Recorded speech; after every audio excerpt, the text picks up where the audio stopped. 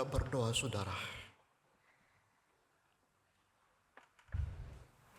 Tuhan Yesus, kami semua siap untuk membaca dan merenungkan firman-Mu.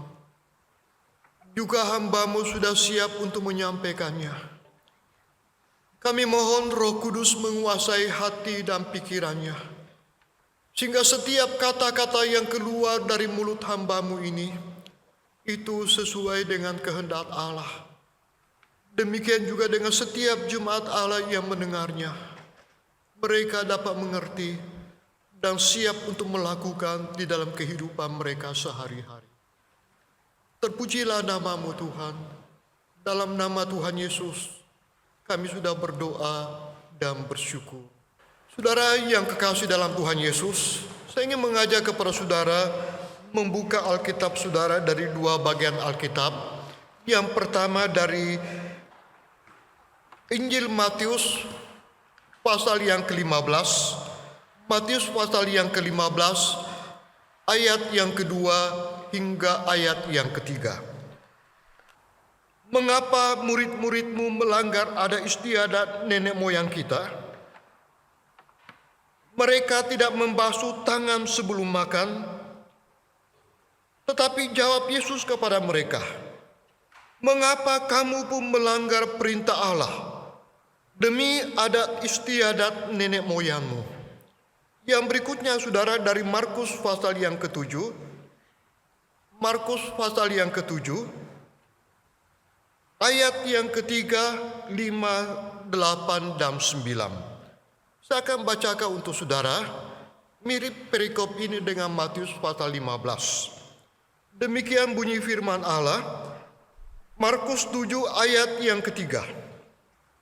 Sebab orang-orang Farisi seperti orang-orang Yahudi lainnya tidak makan kalau tidak melakukan pembasuhan tangan lebih dulu. Karena mereka berpegang pada adat istiadat nenek moyang mereka. Ayat yang kelima, karena itu orang-orang Farisi dan ahli-ahli Taurat itu bertanya kepadanya, mengapa murid-muridmu tidak hidup menurut adat istiadat nenek moyang kita, tetapi makan dengan tangan najis? Ayat yang ke-8 dan 9, perintah Allah kamu abaikan untuk berpegang pada adat istiadat manusia. Yesus berkata pula kepada mereka, sungguh pandai kamu mengesampingkan perintah Allah, supaya kamu dapat memelihara adat istiadatmu sendiri. Saudara, mari kita masuk di dalam doa. Sekali lagi Tuhan, hamba-Mu siap menyampaikan firman-Mu. Kami menyerahkan hamba-Mu ke dalam tangan pimpinan Allah. Roh Kudus menguasai hati dan pikirannya. Dalam nama Tuhan Yesus, kami sudah berdoa. Amin.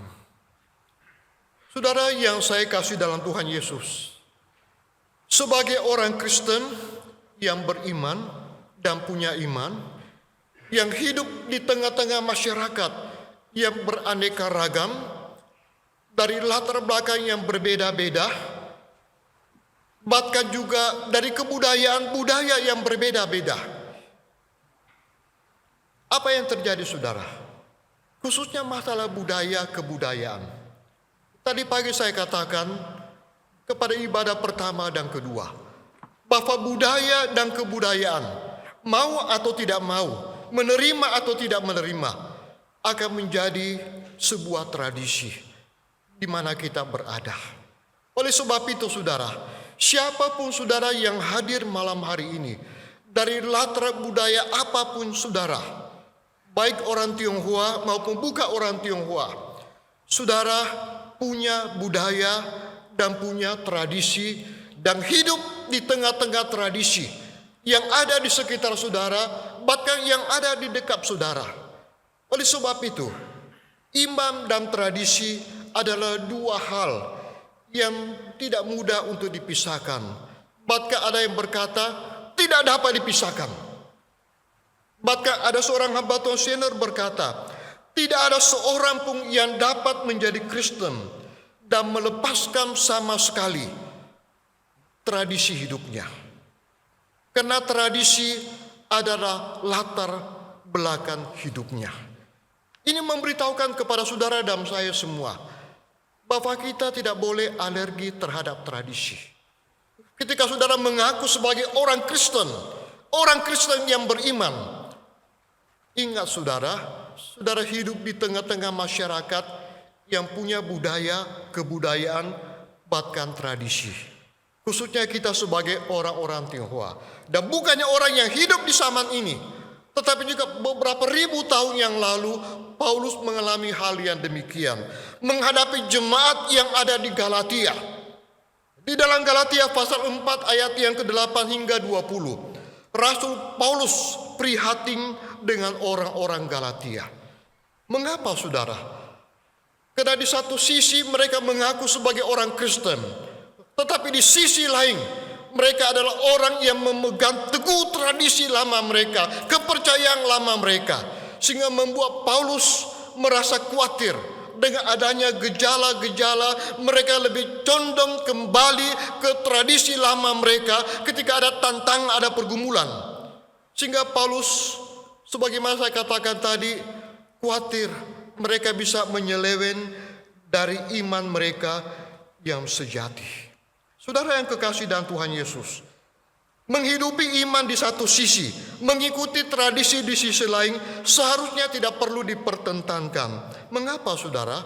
Karena tidak semua tradisi manusia itu bertentangan dengan firman Allah. Memang ada yang tidak sesuai dengan firman Tuhan, ada yang bertentangan dengan firman Tuhan, tetapi ada juga yang tidak bertentangan dengan firman Tuhan. Oleh sebab itu saudara, kita perlu minta hikmat dari Tuhan dan menjadikan Alkitab, firman Allah, sebagai panduan penuntun di dalam menilai, menguji tradisi itu. Tadi saya katakan kisah orang-orang Galatia. Galatia pasal 4 ayat yang ke-10. Paulus berkata kepada mereka tentang apa? Bahwa mereka mengistimewakan satu hari tertentu, hari-hari tertentu.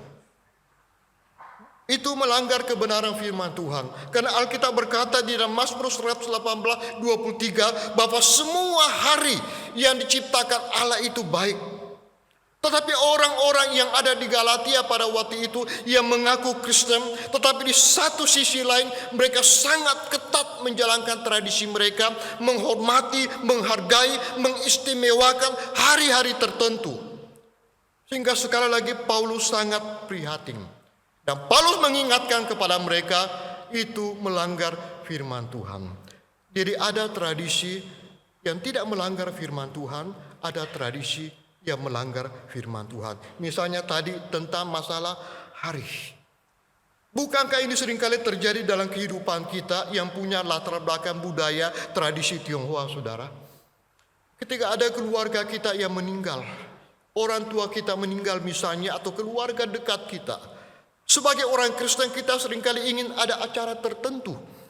Bahkan seringkali kita berkata kepada hamba Tuhan, pendeta, kepada gereja, boleh tidak mengadakan kebaktian, adakan kebaktian 7 hari, 40 hari, 100 hari. Saudara, sebenarnya kebiasaan ini adalah kebiasaan yang punya latar belakang masalah kepercayaan. Sekali lagi, tidak semua tradisi tidak baik, saudara. Tapi ada tradisi yang bersifat ritual, ada tradisi yang bersifat kultural. Kalau tradisi yang bersifat kultural, budaya, itu kita terima, saudara, selama tidak bertentangan firman Tuhan. Tetapi kalau tradisi yang punya sifat ritual, penyembahan, jelas kita tolak, saudara. Apa yang saya katakan tadi bukan berarti bahwa orang Kristen yang punya keluarga meninggal tidak boleh ada acara di rumah, tidak boleh ada kebaktian. Boleh, saudara. Sebatas itu hanya kebaktian memorial, kebaktian kenangan, dan tidak pas bertepatan dengan hari yang saya sebutkan tadi. Misalnya 7 hari, 40 hari, atau 100 hari. GKPJ menyediakan waktu untuk jemaat yang ingin mengadakan kebaktian memorial. setiap Selasa malam atau sore atau hari-hari lain yang memungkinkan, yang tidak bertabrakan dengan kebaktian gereja. Jadi artinya apa, saudara? Kita perlu berhati-hati, saudara, di dalam hal bersikap terhadap upacara-upacara yang berhubungan dengan ritual penyembahan. Sekali lagi, kalau berhubungan dengan kultural, budaya tidak masalah, selama tidak bertentangan firman Tuhan. Tetapi kalau bersifat ritual, hati-hati, saudara. Oleh sebab itu, mari kita tetap bersikap kritis, tetapi juga bijaksana terhadap tradisi kita. Maksud saya apa, saudara? Kita tidak sembarangan juga, saudara. Perlu ada kebijaksanaan tertentu yang tidak melanggar firman Tuhan di dalam menjalankan tradisi-tradisi tertentu, dalam arti kata upacara-upacara tertentu yang berhubungan dengan tradisi-tradisi tertentu. Timbul pertanyaan, saudara, apakah sebenarnya tradisi itu? Tradisi berasal dari bahasa Latin, yaitu traditio atau traditum, yang berarti apa, saudara? Penerusan. Dalam bahasa Yunani seringkali disebutkan ada satu kata paradosis yang juga mempunyai pengertian meneruskan. Ini kata aktif, saudara, meneruskan. Tetapi ada kata pasif, yaitu menerima. Jadi bicara tentang tradisi adalah berbicara tentang sesuatu yang diteruskan secara turun-temurun, yang diwariskan dari masa lalu ke masa sekarang ini. Sehingga ada seorang yang memberikan definisi tradisi itu apa. Bagus sekali, saudara, saya akan bacakan. Tradisi adalah kebiasaan yang dilakukan secara turun-temurun, yang diteruskan dari generasi ke generasi, baik secara lisan maupun secara tertulis, yang menjadi bagian dari kehidupan kelompok masyarakat tertentu. Jadi artinya apa, saudara? Bicara tentang tradisi bukan bicara tentang penerusan, menurunkan, tetapi juga bicara tentang kebiasaan atau serangkaian kebiasaan. Dan ini perlu kita hati-hati untuk memilah-milah, saudara. Saya tadi pagi, saudara, agak mabuk sedikit kalau boleh saya katakan, berhubungan dengan kebiasaan. Maksud saya apa, saudara? Kebiasaan kita di kebaktian yang ketiga, setelah warta langsung selesai kebaktian. Dan biasanya setelah selesai warta itu tidak ada doa berkat lagi. Selesai warta saya lihat di depan itu layar, selesai langsung saya lari ke bawah, saudara. Tetapi kalau kebaktian 1 dan 2 beda. Setelah warta itu ada nyanyi doxologi dan ada doa berkat. Tadi pagi karena lambat tidur tadi malam, saudara, sedikit mabuk dalam arti pusing kepala, saudara. Setelah selesai warta, saudara, saya langsung lari dengan semangat ke bawah, ingin lari ke bawah, saudara. Tiba-tiba ada jemaat di depan, tahan, saya mesti jangan, belum doa berkat. Baru sadar, oh ya, saya teringat dengan kebiasaan kebaktian 3. Selesai lihat warta di sana, selesai langsung lari, saudara. Ini kebiasaan, saudara, yang ada kalanya menjadi perilaku kita, dan hati-hati, saudara. Ada kebiasaan-kebiasaan tertentu, berbeda-beda kebiasaan itu perlu kita awasi, saudara. Jadi tradisi adalah apa, saudara?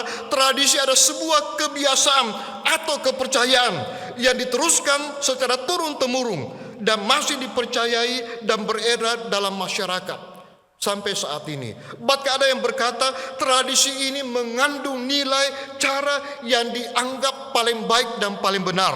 Ini yang berbahaya, saudara. Ada tradisi-tradisi tertentu dan orang-orang tertentu memberikan statement pernyataan. Ini tradisi yang paling baik, ini tradisi yang paling benar.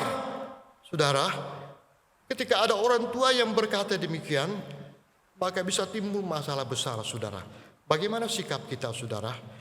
Saudara yang kekasih dalam Tuhan Yesus, memang tidak mudah bicara tentang tradisi, khususnya bicara tentang tradisi Tionghoa atau tradisi orang-orang timur. Karena perlu seminar tertentu. Banyak ahli tentang tradisi. Kalau ada kesempatan gereja kita, suatu saat ada seminar tentang tradisi, kekristenan dan tradisi, saudara. Hari ini kita tidak punya kesempatan secara dalam membahas iman dan tradisi. tetapi paling tidak mengingatkan kepada kita sikap kita terhadap tradisi itu. Dan saya percaya paling tidak saudara mengerti apa itu tradisi. Berhubungan dengan adat istiadat, berhubungan dengan peraturan-peraturan dan juga kebiasaan-kebiasaan, bahkan juga seringkali orang menyebutkan itu merupakan hukum atau adat istiadat. Ada seorang sejarawan gereja pernah berkata demikian, memberikan satu statement, saudara. Dia berkata demikian, tradisi adalah iman yang hidup dari manusia yang telah mati. Tradisi adalah iman yang hidup dari manusia yang telah mati. Saudara merenungkan kalimat ini, saudara. Sekali lagi, saudara, tradisi. Apa tradisi itu, saudara? Saya mengharapkan saudara ada gambaran. Tetapi saya senang dengan satu kata di dalam bahasa Ibrani, misipat. Bahasa Ibrani ini mempunyai pengertian apa? Apakah misipat itu, saudara? Apakah tradisi itu? Didefinisikan demikian. Tradisi adalah kebiasaan atau adat istiadat yang dilakukan oleh orang Israel yang tidak bertentangan dengan hukum-hukum Allah. Jadi misipat atau tradisi adalah apa? Kebiasaan, adat istiadat yang dilakukan oleh orang-orang Israel yang tidak bertentangan dengan hukum-hukum Allah. Jadi kalau boleh diterjemahkan, diaplikasikan ke kita yang hidup saat ini, apakah tradisi itu, saudara? Tradisi adalah kebiasaan, adat istiadat yang kita lakukan sebagai orang Kristen dengan latar budaya yang berbeda-beda, budaya timur, yang tidak bertentangan dengan hukum-hukum Allah. Oleh sebab itu, betapa sulit kita menilai, menguji tradisi itu, sifat tradisi itu, kalau kita sendiri tidak mengenal hukum-hukum Allah, tidak mengenal kebenaran Allah. Saudara, di dalam Alkitab begitu banyak disebutkan tentang tradisi-tradisi orang Ibrani, orang Yahudi, saudara. Di zaman Perjanjian Lama dikenal dengan tradisi pemberian nama. Ada tradisi membangun kota, ada tradisi menyembelih binatang yang dikorbankan, ada tradisi perkabungan, tradisi penguburan. Di dalam zaman Perjanjian Baru, saudara, ada tradisi pembasuhan kaki dan tangan. Juga ada tradisi perkabungan atau penguburan. Ada juga tradisi apa, saudara? Tradisi sunat yang mungkin saudara kenal. Tetapi sebenarnya, saudara, secara umum tradisi itu terbagi beberapa bagian. Ada yang disebut sebagai tradisi historis yang mempunyai pengertian kenangan-kenangan yang diteruskan sehubungan dengan suatu kejadian. Ada juga disebutkan tradisi sastra, ada juga disebutkan tradisi teologis. Apakah tradisi teologis itu, saudara? Tradisi teologis adalah segala sesuatu yang diteruskan oleh para rasul demi hidup dan iman umat Allah yang dipertahankan oleh gereja selama berabad-abad. Jadi ini gambaran untuk pengertian tradisi, saudara. Saya kembali lagi, saudara. Di dalam tradisi Tionghoa atau mungkin tradisi kita, suku yang ada, yang kita alami saat ini, punya begitu banyak upacara-upacara. Dan sebenarnya terbagi dua bagian yang perlu kita nilai. Apakah tradisi itu bersifat ritual, penyembahan, atau bersifat kultural? Sebagaimana saya katakan tadi, kalau bersifat ritual, maka kita harus menolaknya. Oleh sebab itu, saudara, betapa pentingnya kita memilah-milah, belajar memilah. Mana yang ritual, mana yang kultural, mana yang historis. Contoh misalnya, saudara, yang tidak boleh kita sangkali dan banyak terjadi, khususnya bagi orang yang mau menikah. Ada acara pernikahan. Bagi suku Tionghoa, orang Tionghoa, ada acara yang namanya Teh Pai, ya, mungkin Pak itu lebih tahu ya, karena beliau biasa memimpin acara ini, orang menikah. Ada acara minum teh. Banyak anak muda yang menganggap acara minum teh itu atau Teh Pai itu penyembahan. Karena mereka menganggap harus berlutut di hadapan orang tua dan memberikan teh, minum teh kepada mereka. Itu penyembahan kata mereka. Yang sebenarnya bukan penyembahan. Itu kultural, itu budaya. Dan bukan hanya kita ikuti, tetapi seharusnya kita ikuti. Karena itu tradisi untuk apa, saudara? Menghormati orang tua. Banyak orang menganggap orang Kristen atau sudah menjadi orang Kristen sudah lupa orang tua, tidak menghormati orang tua lagi. Alkitab tidak pernah mengajarkan demikian. Bahkan salah satu hukum Allah, 10 hukum Allah itu, hormatilah ayah dan ibumu. Oleh sebab itu di dalam tradisi pernikahan, khususnya bagi anak muda yang akan menikah nanti, kalau ada acara tepai atau Pak Ito nanti minta ada acara tepai, ya, ikuti saudara. Itu bukan penyembahan, itu bukan ritual. Seringkali banyak orang tidak mau mengikuti, akhirnya apa yang terjadi? Masalah besar terjadi, saudara. Minggu lalu, saudara, ada acara khusus di Bali, tepatnya di Hotel Mulia. Kalau tidak salah tanggal 8 Juli, saudara, saya mendapatkan video dari teman saya. Itu acara sanjik, acara lamaran dari orang yang menikah. Yang laki-laki bukan orang Tionghoa. Mungkin saudara sudah tahu siapa orang tua laki-laki itu, Bapak Hotman Paris. Yang perempuan putri itu orang Tionghoa, saudara. Hotman Paris dan istri dalam video itu berkata, saya sementara mengikuti acara adat sanjit, acara adat Tionghoa. Karena anak saya yang ketiga akan menikah atau bertunangan dengan orang Tionghoa. Dia orang berpendidikan, saudara, orang Kristen, tetapi mengikuti acara sanjit. Saya cukup tertarik selalu kepada beliau, ya. Beliau mau mengikuti acara ini. Bahkan saya percaya di kebudayaan adat istiadat Batak itu begitu banyak upacara-upacara tradisi yang sangat kental, saudara. Saudara yang kekasih dalam Tuhan Yesus, kita perlu berhati-hati, saudara. Bahkan juga tidak terlepas dari acara yang ada, yang seringkali terjadi di gereja kita atau yang kita alami, saudara. Yang seringkali masih banyak orang ragu-ragu. Apakah boleh mengadakan Imlek? Apakah boleh mengadakan Imlek di gereja? Ada gereja tertentu, ada orang Kristen tertentu menganggap kalau acara Imlek di gereja itu haram. Saudara, acara Imlek di gereja tidak haram, saudara. Banyak gereja-gereja Tionghoa di seluruh Indonesia ini mengadakan acara Imlek di gereja, saudara. Acara Imlek adalah acara ucapan syukur, saudara. Sebenarnya hari raya panen, ucapan syukur. Bahkan ada yang menyebutkan hari musim semi. Hari raya musim semi, berakhirnya musim dingin memasuki musim semi, saudara. Atau seringkali disebutkan hari ucapan syukur. Dan ini merupakan hari terpenting bagi orang-orang Tionghoa yang ada di Tiongkok, saudara. Ketika kita tidak mengerti tradisi ini, maka kita seringkali menolak. Dan ketika kita menolak, maka orang lain akan menganggap kita ini aneh.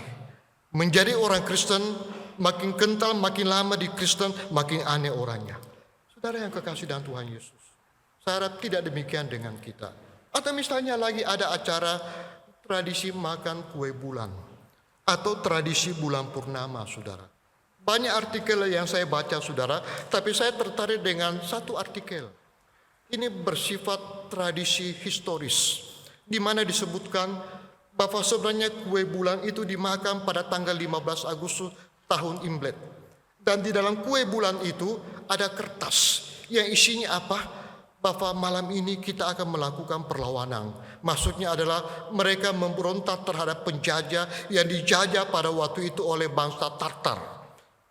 Orang Tionghoa pada waktu itu dijajah oleh bangsa Tartar menurut buku yang saya baca, saudara. Sehingga malam itu, di dalam kue bulan itu, saudara, ada berita bahwa mereka akan melakukan perlawanan kepada bangsa Tartar itu, saudara. Saudara yang kekasih dalam Tuhan Yesus, sebenarnya maksud daripada ini masalah tradisi historis yang sebenarnya banyak dilakukan oleh banyak gereja untuk apa? Kumpul-kumpul, saudara, untuk makan sama-sama, kongko sama-sama, beramah-tamah sama-sama, bahkan menjadi sarana penginjilan, saudara. Bukankah di banyak gereja, bahkan gereja kita seringkali mengadakan acara demikian? Untuk apa, saudara? Bukan menyembah bulan, saudara. Bukan di bulan itu ada dewa sehingga kita menyembah bulan itu, tidak saudara.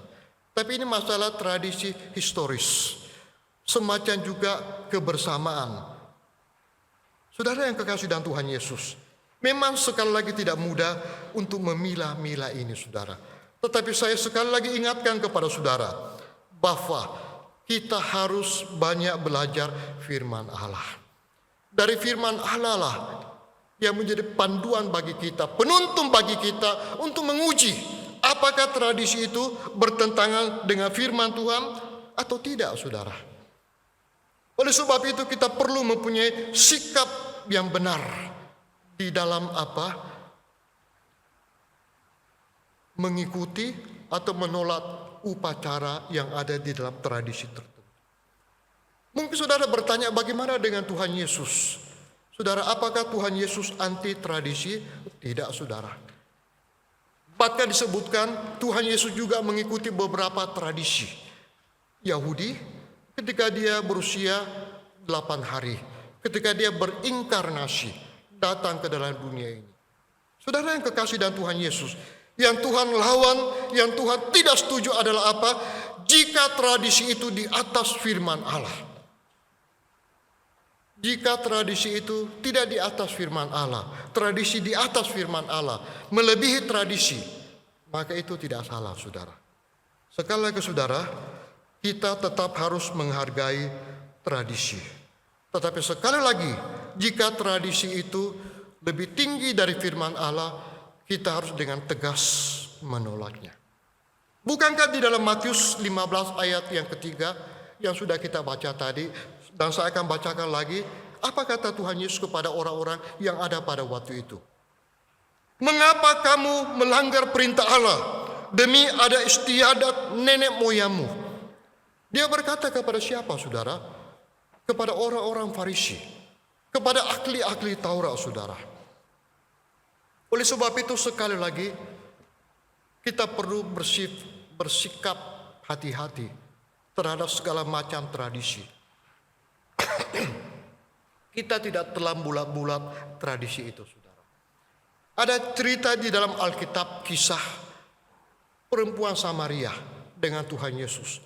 Percakapan Tuhan Yesus dengan perempuan Samaria yang dicatat di dalam Yohanes pasal 4 ayat pertama sampai 26. Di dalam ayat yang ke-19 dari Yohanes pasal 4, perempuan Samaria ini berkata kepada Tuhan Yesus demikian, Tuhan, nyata sekarang padaku bahwa engkau seorang nabi. Akhirnya dari percakapannya dengan Tuhan Yesus, dia sadar bahwa Yesus adalah Tuhan, Yesus adalah nabi. Dan berikutnya di dalam ayat yang ke-20 dia berkata demikian, nenek moyang kami menyembah di atas gunung ini, tetapi kamu katakan Yerusalemlah tempat orang menyembah. Perempuan ini punya konsep pemikiran penyembahan, tradisi penyembahan, bahwa menyembah Tuhan itu, menyembah Allah itu harus di atas gunung tertentu. Itu menurut dia tradisi nenek moyangnya. Tetapi apa jawab Tuhan Yesus, saudara? Di dalam ayat yang ke-21 dari Yohanes pasal 4, saya akan bacakan. Kata Yesus kepadanya, percayalah kepadaku, hai perempuan, saatnya akan tiba bahwa kamu akan menyembah Bapa bukan di gunung ini dan bukan juga di Yerusalem, tetapi menyembah dalam roh dan kebenaran. Kalau saudara baca ayat-ayat selanjutnya, ini memberitahukan kepada kita tentang salah satu tradisi yang Tuhan rubah, yang ada di mindset perempuan ini, bahwa menyembah Allah bukan di atas gunung. Bahkan Tuhan juga berkata bukan hanya di Yerusalem, tetapi menyembah Allah dalam roh dan kebenaran. Coba saya sempat terpikirkan beberapa hari yang lalu. Coba kalau Tuhan Yesus berkata, kamu semua harus menyembah Allah hanya di Yerusalem. Mungkin setiap tahun kita ke sana, saudara, menyembah Tuhan di Yerusalem. Mungkin setelah pulang ada mungkin embel-embel yang kita terima. Tetapi Tuhan tidak berkata, saudara. Tuhan tidak berkata kita harus menyembah Dia datang di Yerusalem, tidak, saudara. Saudara yang kekasih dan Tuhan Yesus, sekali lagi, Markus pasal 7 ayat yang ke-8. Yesus berkata, perintah Allah kamu abaikan, untuk berpegang pada adat istiadat manusia. Saya mengharapkan kita tidak ada orang yang demikian, yang Tuhan tegur dengan tegas bahwa perintah Allah seringkali kita abaikan, tetapi kita berpegang pada adat istiadat manusia yang bertentangan dengan hukum Allah. Saudara yang saya kasih dalam Tuhan Yesus, sekali lagi saudara, kita perlu bersikap dengan benar. Di dalam apa saudara? Di dalam hal mengikuti, menerima, atau menolak tradisi-tradisi yang ada di sekitar kita atau yang ada di dekat kita. Buku kelompok kecil yang mungkin ada di antara kita pernah ikuti atau sudah selesai mengikutinya, buku Abraham. Penulis dari buku ini menulis demikian. Karena bagian ini bicara tentang mitos, takyul, dan tradisi. Dia berkata demikian, orang percaya haruslah berkhidmat dan selektif terhadap berbagai bentuk tradisi. Memang saudara, kita sebagai orang yang percaya kepada Tuhan harus berkhidmat dan selektif di dalam segala macam bentuk tradisi. Dengan kata lain, kita jangan menghina, melecehkan tradisi dengan cara dan perkataan kita yang tidak menyenangkan hati mereka. Mungkin saat ini saudara sementara hidup di tengah-tengah tradisi tertentu, ya mungkin bagi saudara tidak enak dan tidak mengenakkan saudara. Saudara, sekali lagi minta hikmat dari Tuhan dan juga jadikan Alkitab sebagai pedoman, panduan untuk menilai, menguji tradisi itu. Tetapi intinya adalah apa saudara? Kita jangan menghina, jangan melecehkan saudara. Ingat tradisi, ingat dua hal. Apakah itu ritual, apakah itu kultural, atau mungkin apakah itu tradisi yang punya nilai sejarah atau tradisi historis. Saya mengharapkan kita bisa dengan pandai memilah-milah hal ini. Minggu lalu hamba Tuhan sudah berkhotbah dan kalau tidak salah disebutkan dari 1 Timotius pasal 4 ayat yang ke-7. Di sana disebutkan apa? Tetapi jauhilah takyul dan dongeng nenek tua. Latihlah dirimu beribadah. Mengapa latih diri beribadah saudara? Karena dari ibadah itu, dari persekutuan dengan Tuhan, dari relasi dengan Tuhan saudara, kita lebih mengenal firman Allah dan lebih dekat dengan Dia, dan kita mudah minta hikmat Allah untuk setiap sikap yang akan kita ambil saudara. Iman dan tradisi. Bagaimana sikap kita saudara? Tadi saya membaca 2 Timotius pasal 1 ayat yang ke-5. Di sana disebutkan apa? Timotius memiliki iman yang luar biasa saudara. Dari mana saudara? Dari neneknya Lois, dari mamanya Eunika saudara. Ini adalah tradisi iman. Bukankah tadi saya sudah katakan salah satu pengertian arti tradisi adalah menurunkan, meneruskan. Sebagai orang tua, kita punya anak keluarga, mari kita meneruskan tradisi iman kita kepada anak cucu kita atau kepada saudara-saudara kita saudara. Bukannya meneruskan tradisi-tradisi yang saya sebutkan tadi saudara, tetapi yang terpenting dan semuanya itu adalah tradisi Kristen atau tradisi iman saudara. Bagaimana dengan iman kita saudara? Ada seorang hamba Tuhan memberikan 3 level iman. Level yang pertama disebutkan level noticia. Noticia ini adalah apa saudara? Orang yang beriman percaya Yesus Allah, percaya Yesus Tuhan. Hanya sampai di sana saudara. Level yang kedua ada namanya level asensus. Dia percaya Yesus Tuhan, percaya Yesus Allah, percaya Alkitab adalah firman Allah. Hanya sampai di sana saudara. Tetapi ada level yang ketiga itu fiducia. Yaitu apa saudara? Level ini adalah level bertindak sesuai dengan imannya. Imannya ada komitmen, ada tindakan saudara. Inilah yang kita butuhkan saudara. Di dalam menghadapi segala macam tradisi yang ada di sekitar kita. Dan pada akhirnya saudara, saya rindu kepada kita semua. Mari kita ingat tradisi iman itu. Tradisi iman dari orang-orang yang beriman yang pernah kita kenal. Kita ikuti saudara. Dan itu yang terpenting dari semua tradisi apapun yang ada di dalam dunia ini. Yang dibuat oleh manusia yang bisa berubah. Tetapi tradisi firman Allah, tradisi firman Tuhan, tradisi iman itu tidak akan bisa berubah, saudara. Firman Tuhan tidak akan pernah bisa berubah, saudara. Mari kita berdoa.